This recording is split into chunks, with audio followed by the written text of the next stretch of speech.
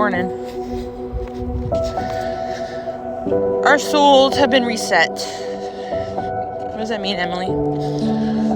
We're given the opportunity right now to truly understand who God is, what God wants for us, and how He will restore planet Earth and the people who follow.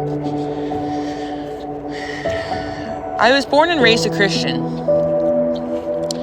When I became a teenager, I was punk, emo. Just wanna be an American idiot. You know what I mean? Surely I was. But as I grew up, my 20s, I really dived deep into spirituality. And I believe I was sent down the path of spirituality was because what the church truly took away was the divine feminine power within the Christian community. There were priestesses, like a high priestess. The Egyptians had them, ancient Greek had them, ancient Rome had them, Atlantis, Lemuria, Babylonians. It isn't really till after Jesus died, maybe before that, like the Old Testament or whatever, but men caught on to their powers. Men caught on to the significance of being a human being. Women are so divinely interwoven with the masculine of Christ. So I just found this out not too long ago that Jesus' wife is Sophia. My firstborn is named Sophie. And Sophia is Mother Earth in Christianity. And God promised Earth to Jesus one day. He promised that when Jesus came back to collect Earth and the people and the animals, that it would be done in a way that it would be like back to the garden. The playing field of our thoughts, depending on how healed you are and your belief system, will determine your next 7 years of existence. Call me crazy, I don't care. Fuck. So, what does this mean, Emily? Man, I'm such a shitty person. But you're not. Because for people to act in non-accordance with God or the Bible or spiritualism, the Bible has been passed down in many hands, but every time I just opened the pages lately, I just opened the book, and it's always on par with what I'm going through or what I must learn. So you gotta be bigger than the stigma of the Bible. You gotta be bigger than, the false, victimized narrative. Like, it may not be false, but there's a lot of good in the Bible. Use your discernment, use your intuition. Be like some stuff I'll read in there, I'm like, no. It gets too, weird and thou shalt not endure fury of fire. I don't know, man. You know what I mean? It's just medieval, you're gonna get beheaded type talk. So, use discernment, right? If it gives you a good vibe, man, chi-chi. If it gives you a shitty vibe, then, man, chi-chi. There. We are moving into the era of vibration. We're moving into the era of energy. What does this mean, Emily? All this means is that because we've been so clouded in logic that, we must go back into our senses and we must feel, because we are so gullible. Give us a sign. It could be a false sign, but we would interpret it, oh my God, miraculous.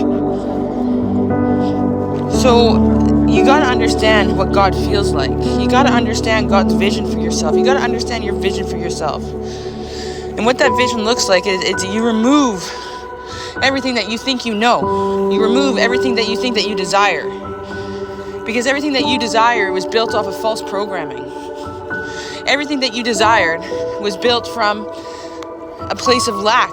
Because humanity has been lacking for a very long time. So if we are reincarnations, if we are gods, and we are reborn into this society, and each time we come back, we're more tainted. That's why it says, I will judge you to the day of Adam. I will judge you to the day of Adam. What is our human bodies are made of atoms.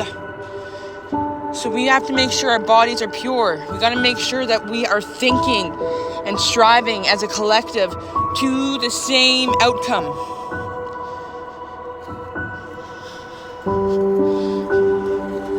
We are creating the garden, and the garden is going to be created through our thoughts, through our actions, and through our intentions. This is day 1 of what could be hell on earth or heaven. Okay, well, what if I'm a non-believer and I can't jive with what you're saying, Emily? That's okay. If you're not ready, and if you don't believe me, that's okay, man. You will be brought to your knees one way or the other. And that's how God's going to teach his people. He needs to show us how. And the only way he's ever going to show humanity is through destruction. He has to show you hell so you could wake up. That's why a lot of spiritualists, we've been through hell, man. I was abandoned at the age of 15. I come home to my mom's condo and she was gone. I was homeless. The streets of Vancouver for 9 months. 15 years old. I remember calling my dad on my sweet 16, crying my eyes out. I didn't want to go to the group home that I seen my older brother go to. I didn't want to be a foster kid. I only had 11 months till I could get out of the system. I was almost 16. Only to find my mother in Redwater, Alberta. I go to Redwater and the people of Redwater fucking chewed me up and spat me out. Little click town, bros and sisses. I developed a substance abuse problem because, man, the trauma I've seen, the rejection and abandonment of Most High have I felt. If you wonder why I'm so fucking weird, man. And now, my own mother still rejects me to this day.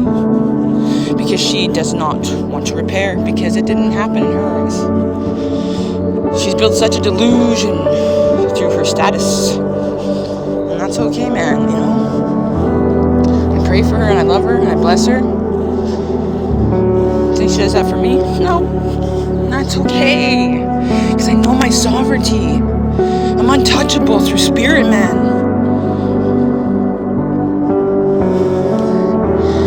Christianity is real. All religions are real. Christianity is the finale. Okay? The gods of Hindus are real. Like, everything has energy. Everything is an energetic blueprint. Just like us. Jesus was born as God to show us that we are born into this reality. That he was us. God is us. We are fragmented light that evolved over time.